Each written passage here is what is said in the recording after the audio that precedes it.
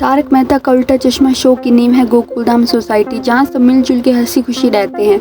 लेकिन क्या हो जब इन्हीं लोगों में से एक शख्स बदला लेने के लिए पूरी गोकुलधाम सोसाइटी को बर्बाद करना चाहे। कौन है ये शख्स और ये गोकुलधाम सोसाइटी वालों से किस चीज़ का बदला लेना चाहता है? क्या वो पोपटलाल है जिसकी शादी नहीं हो रही, या भिड़े जो जेठालाल से जलता है, या कोई और? ये जानने से पहले अगर आपने चैनल सब्सक्राइब नहीं किया है सो डू दैट एंड जल्दी से 1000 सब्सक्राइबर्स का टारगेट पूरा करवा दीजिए। Remember to like the video. बाकी दिनों की तरह आज भी गोकुलधाम सोसाइटी में काफ़ी चहल पहल थी। सब लोग अपने अपने कामों में बिजी थे। महिला मंडली सब्जी लेने के लिए एकत्रित हुई थी। किसी को नहीं पता था कि उनकी ये खुशी थोड़े समय की ही है एंड आज के बाद गोकुलधाम सोसाइटी नहीं रहने वाली। सब लोग अपने कामों में लगे हुए थे कि एक लंबी सी गाड़ी गोकुलधाम सोसाइटी में एंट्री करती है एंड उसमें से निकलता एक सूट बूट पहना आदमी जिसको आज तक किसी ने नहीं देखा था। वो सोसाइटी के सेक्रेटरी को बुलाता है एंड सभी मेंबर्स को इकट्ठा होने के लिए बोलता है।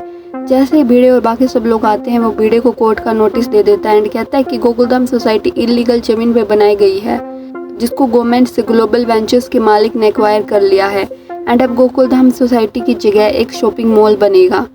तो उन लोगों के पास 72 घंटे का टाइम है सोसाइटी को खाली करने के लिए। सब लोग बहुत शॉक हो जाते हैं कि अचानक से सब क्या हो गया, वो सब कहाँ जाएंगे, ऐसे कैसे एकदम से ऐसा नोटिस आ सकता है। सब लोग बहुत सोच विचार करते हैं, डिसाइड करते हैं कि वो कंपनी के मालिक से बात करेंगे, लीगल केस करना पड़े तो वो भी करेंगे बट गोकुलधाम सोसाइटी को डिमोलिश नहीं होने देंगे। अगले दिन वो सब ग्लोबल वेंचर्स के ऑफिस में पहुंच जाते हैं बट कंपनी का मालिक उनसे मिलने के लिए इनकार कर देता है एंड उन लोगों को सिक्योरिटी द्वारा बाहर निकाल दिया जाता है। वो लॉयर से बात करते हैं। लॉयर कहता है कि वो केस तो फाइल कर देगा बट उनके जीतने के चांसेस ना के बराबर हैं क्योंकि ज़मीन गवर्नमेंट की थी जो बेच दी गई है।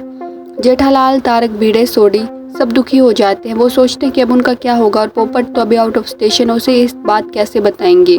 सब लोग विचार करने लगते हैं कि वो कहाँ जाएंगे। टप्पू सेना ये सब देख के बहुत दुखी हो जाती है कि जहाँ उनका बचपन बीता, इतनी अच्छी मेमोरीज बनाई, उन्हें उस जगह को छोड़ के जाना पड़ेगा।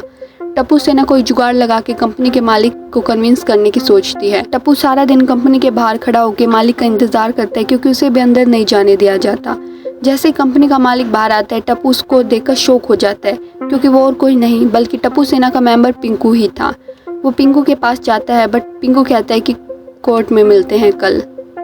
टप्पू को समझ नहीं आता कि पिंकू वाली बात सबको कैसे बताए। नेक्स्ट दिन वो कोर्ट में मिलते हैं एंड सोसाइटी मेंबर्स पिंकू को देख के शॉक हो जाते हैं कि ये है ग्लोबल वेंचर्स का मालिक, लेकिन ये सब हुआ कैसे एंड पिंकू उनके खिलाफ क्यों है।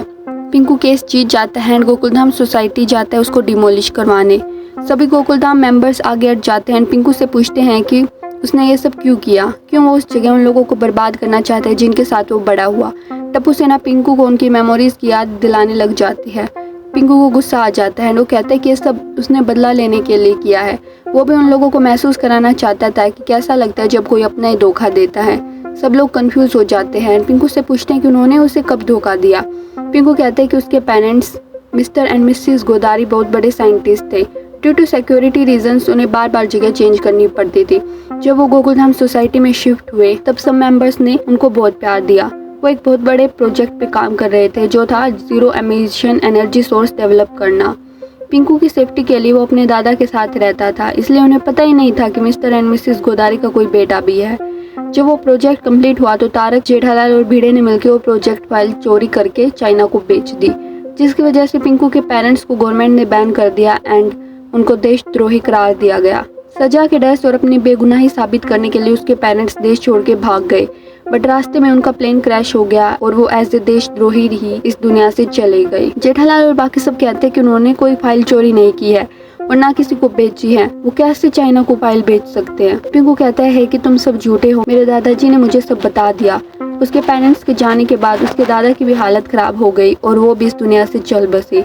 पैसा होने के बावजूद उसने गरीबों की तरह लाइफ जी ताकि सही समय आने पर वो अपना बदला ले सके एंड आज उसका मकसद पूरा हो चुका है। अब गोकुलधाम सोसाइटी डिमोलिश होके रहेगी। जेठालाल और बाकी सब कहते हैं कि सोसाइटी डिमोलिश करने से पिंकू के पेरेंट्स के नाम पे लगा धब्बा नहीं मिट जाएगा। वो कहते हैं कि उन्हें थोड़ा वक्त दो, साबित कर देंगे ना वो दोषी है ना पिंकू के पेरेंट्स। टप्पू सेना भी पिंकू को इमोशनल करने लगती है। पिंकू कहता है कि उनके पास सिर्फ 3 दिन का वक्त है। तब सोसाइटी वाले सोचते हैं कि उस दिन आखिर हुआ क्या था। भिड़े कहता है कि वो एक स्कूल की फाइल लेके जा रहा था, तभी एक व्यक्ति से टकराया जिसके पास भी सेम फाइल थी। फिर उसे जेठालाल और तारक मिले थे तो सब हंसी मजाक करने लगे। तभी मिस्टर गोदारी फाइल को ढूंढते हुए बाहर आए। भिड़े ने बोला कि ब्राउन कलर की फाइल लेके एक बंदा सोसाइटी के बाहर गया है। उसके बाद भिड़े ने जाके खुद वाली फाइल स्कूल में सबमिट कर दी। टप्पू कहता है कि कहीं जल्दबाजी में फाइल एक्सचेंज तो नहीं हो गई। वो स्कूल में जाके पूछताछ करते हैं, रिकॉर्ड्स में जाके फाइल देखते हैं। उस फाइल में तो स्टूडेंट्स की इन्फॉर्मेशन थी। भिड़े कहता है कि जब मिस्टर गोदारी वापस आए तो बोले कि उस बंदे की फाइल में तो उसका प्रोजेक्ट नहीं था, तो ऐसा कैसे हो सकता है कि दोनों फाइलों में ही स्टूडेंट्स की इन्फॉर्मेशन हो। भिड़े कहते हैं कि शायद तभी मिस्टर गोदारी को शक हुआ होगा कि फाइल भिड़े ने चोरी की है।